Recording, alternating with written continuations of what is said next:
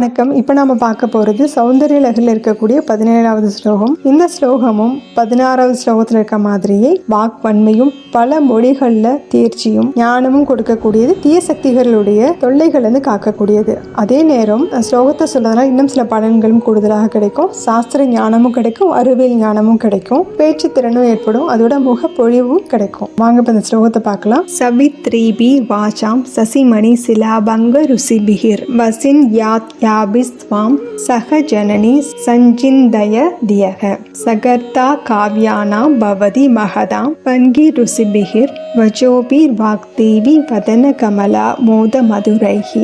இந்த பாடல்ல ஆதிசங்கரர் அம்பாள் கூட இருக்கக்கூடிய 8 வாக்தேவிகளை குறிப்பிடுறாரு. இந்த 8 வாக்தேவிகளுமே நவரசங்கள் நிரம்பிய சொல் நயத்தை தன்னை வணங்குறவங்களுக்கு கொடுக்கக்கூடியவங்க. அவங்களுடைய நிறம் எவ்வளவு ஒளி பொருந்தியதா இருக்கு அப்படின்னா, உடைந்த சந்திரகாந்த கல்லோட உள்பகுதி மாதிரி ரொம்ப வெண்மையான ஒளி வீசக்கூடியவங்களா இருக்காங்களாம். அவங்களையும் உன்னையும் வணங்குறவங்க. மனமுள்ள அழகிய தாமரை மாதிரி இருக்கக்கூடிய உன்னுடைய முகம், அந்த முகத்தை போன்ற இனிமையான வார்த்தைகளை எல்லாம் அமைச்சு மகாகவி மாதிரி எல்லா படைப்புகளையும் உருவாக்கக்கூடியவங்களா இருப்பாங்களாம் அப்படின்னு குறிப்பிடுறாரு. இங்க 8 வாக்தேவிகள் அப்படிங்கிறவங்க லலிதா சகஸ்ரநாமத்தை உலகத்துக்கு கொடுத்தவங்க. அவங்களுடைய பெயர்கள் வசினி, காமேஸ்வரி, மோதினி, விமலா, அருணா, ஜெயினி, சர்வேஸ்வரி, கௌலினி.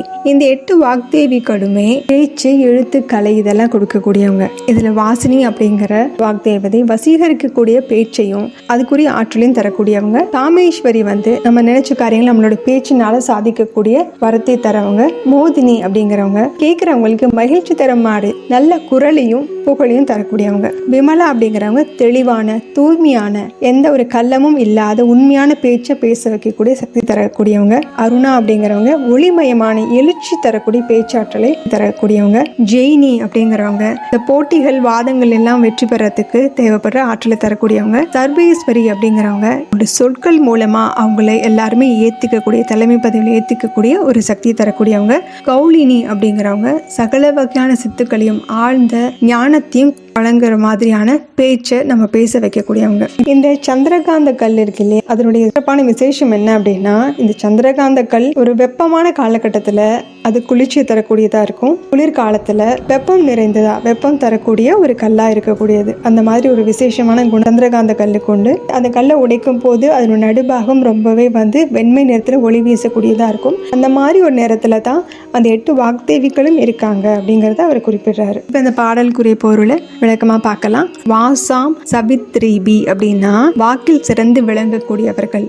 சசிமணி சிலாபங்க ருசிபிகி அப்படின்னா சந்திரகாந்த கல்ல உடைத்தா எப்படி இருக்குமோ அது மாதிரி, அதனுடைய நடுப்பகுதி எப்படி இருக்குமோ அது மாதிரி வெண்மையான பிரகாசத்தை உடைய. வாக்தேவி வதன கமலா மோத மதுரை அப்படின்னா சரஸ்வதி தேவியோட அவங்களுடைய முக தாமரை இருக்கு இல்லையா, அது ரொம்ப மனம் வீசக்கூடியதா இருக்கும். அந்த மனம் வீசக்கூடிய மதுரமான காவ்யானாம் கர்தா அப்படின்னா சிறந்த காவியங்களை படைக்கக்கூடிய பவதி அப்படிப்பட்டவனாக ஆகிறான். மகதாம் மகான்களுடைய